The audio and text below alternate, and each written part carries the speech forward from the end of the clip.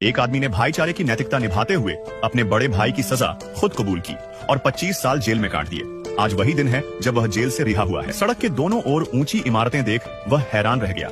दुनिया काफी बदल चुकी थी, मगर सबसे ज्यादा डरावनी बात, उसे इंसानों के बदले दिल लगे। उसका पुराना साथी अब भी वहीं पर मौजूद था, लेकिन अब उसकी जगह सबसे ऊंची कुर्सी पर थी। वह कह रहा था कि अब यह सिर्फ सिर नहीं, ताकत की पहचान है। बॉस के चेहरे पर ठंडापन और तिरस्कार था। उसका बेटा अब दूसरे नंबर का अधिकारी बन चुका था और एक पुराना अनुयायी अब शाखा का लीडर। 25 साल सब कुछ बदल चुका था। उसने चुपचाप सुनते हुए ये सोचा कि क्या वह अब भी किसी से बात करने लायक बचा है। अब तो चिक्की उसका अंडरबॉस बन गया है और समय को तो पीछे नहीं किया जा सकता। वह उम्मीद कर रहा था कि अपने पिता को बचाने के लिए जेल जाकर उसने जो त्याग किया उसकी कोई तो कद्र होगी। उसे ये अन्याय महसूस हुआ। तभी पास बैठे बॉस ने बात संभाली। उन्हें लगा कि उसे अब भी परिवार का हिस्सा समझा जाएगा, लेकिन बात बस इतनी सी थी। अब उसे एक दूर दराज शहर टालसा भेजा जा रहा था, जहाँ गैंग का कोई अस्तित्व नहीं था। अब उसे एहसास हुआ कि दुनिया कितनी बेरहम हो चुकी है। उसे आदेश दिया गया, टालसा जाओ, झंडा गाड़ो और सब फिर से शुरू करो। उसने अपने पुराने बॉस की ओर देखा, उस इंसान की ओर जिसके लिए उसने जान तक जोखिम में डाली थी। लेकिन अब वही उसूल जिनके लिए उसने 25 साल दिए थे बेकार हो चुके थे। वह अपनी बीवी मैरी को याद कर रहा था, जिसने जेल के दौरान तलाक ले लिया था,